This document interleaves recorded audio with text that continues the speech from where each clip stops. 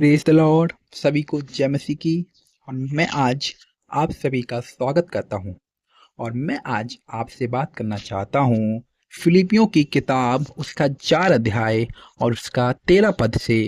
वहां कुछ इस प्रकार लिखा है, जो मुझे सामर्थ देता है उसमें मैं सब कुछ कर सकता हूँ। हालेलुया। यहाँ पर परमेश्वर का वचन कहता है कि जो मुझे सामर्थ देता है उसमें मैं सब कुछ कर सकता हूँ। यहाँ पर पौलुस लिखते हैं फिलिपियों की कलीसियाओं के लिए कि आपको डरना नहीं है, आपको घबराना नहीं है, आपको भयभीत नहीं होना है कि यह काम मेरे से होगा या नहीं होगा, या मैं काम करने जाऊंगा तो वो काम सफल होगा या नहीं होगा, या मेरा एग्जाम निकलेगा या नहीं निकलेगा, या मेरी गवर्नमेंट जॉब लगेगी या नहीं लगेगी। नहीं, आपको डरना नहीं है, क्योंकि आपको सामर्थ कहाँ से मिलती है? आपको सामर्थ परमेश्वर की ओर से मिलती है। भजनकार दाऊद कहते हैं कि मुझे सहायता कहाँ से मिलेगी, मुझे सहायता कहाँ से मिलेगी। फिर वो आगे लिखते हैं कि मुझे सहायता परमेश्वर के पवित्र पर्वतों की ओर से मिलेगी। हालेलुया। तो सेम आपको भी भजनकार दाऊद की तरह और पौलुस की तरह चिंतित नहीं होना है। आपको परमेश्वर पर डिपेंड रहना है कि जो मुझे सामर्थ देता है उसमें मैं सब कुछ कर सकता हूँ। इस बात को आपको समझना है और इस पर बिलीव करना है। इस वचन पर, इस वचन को आपको प्रोक्लेम करना है कि जो मुझे सामर्थ देता है उसमें मैं सब कुछ कर सकता हूँ। आपको इस वचन पर मेडिटेट करना है, इस वचन के बारे में सोचना है, आपको इस वचन को बोलना है सुबह और शाम।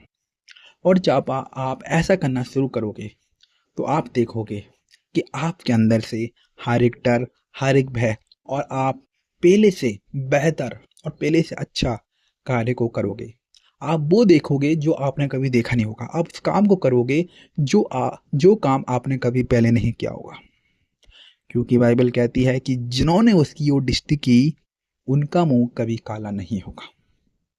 हम सब देखते हैं बाइबल में कि दाऊद जब छोटा था तो उसने गोलियात को मारा। वो क्या बोलता है? दाऊद बोलता है कि तू तो भाले तलवार को लेकर आता है, पर मैं यहोवा के नाम से तेरे पास आता हूँ। हालेलुया। वो परमेश्वर पर डिपेंड है, वो किसी मनुष्य पर डिपेंड नहीं है। वो कहता है मैं यहोवा के नाम से तेरे पास आता हूँ और आज यहोवा तुझको मेरे बस में कर देगा। और हम ऐसे ही देखते हैं कि उसने बिलीव किया, उस छोटे बच्चे ने, और गोलियात जैसे बड़े विशाल दानव को उसने नीचे गिरा दिया और पूरे इजरायली लोग देखते रह गए, राजा भी देखते रह गया। तो वैसे ही आपको करना है। गलतियां नहीं, गलतियां होती हैं जीवन में, गलतियां होती हैं, लेकिन परमेश्वर आपसे प्रेम करते हैं। गलतियां मुझसे भी होती हैं, हर एक मनुष्य, बाइबल कहती है कोई भी धर्मी नहीं है। यदि जो अपने आप को धर्मी बताता है वो झूठा है, क्योंकि बाइबल मना करती है कि कोई भी धर्मी नहीं है, सब पापी हैं। लेकिन परमेश्वर यीशु मसीह ने हमारे लिए अपने को बलिदान किया और वह क्रूस पे चढ़ाए गए और उसके द्वारा हम धर्मी हुए।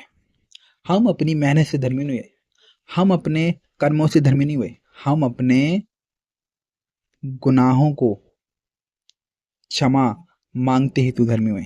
हमने अपने गुनाहों को परमेश्वर से क्षमा मांगा और परमेश्वर ने हमारे गुनाहों को क्षमा किया। हम धर्मी हुए हैं से एक कारण की वजह से कि हम परमेश्वर पर विश्वास करते हैं। हम धर्मी हुए हैं कि हम परमेश्वर पर बिलीव करते हैं। बस हमारा यह मेन पॉइंट है। तो आशा करता हूं कि आप समझ गए होंगे कि आपको अब से क्या करना है। आपको कहीं भी जाएं, आपको कोई सा भी काम करने में कठिनाई हो रही हो, परेशानी हो रही हो, आप इस काम वचन को बोलें कि जो मुझे सामर्थ देता है मैं उसमें सब कुछ कर सकता हूँ। और जब हम इंग्लिश से बोलेंगे, I can do, I can do all thing through Christ because who gives me strength. तो आशा करता हूँ कि आप समझ गए होंगे। प्रभु आपके साथ रहे और प्रभु आपको आशीषित करे। सभी को जय मसीह की। आमीन।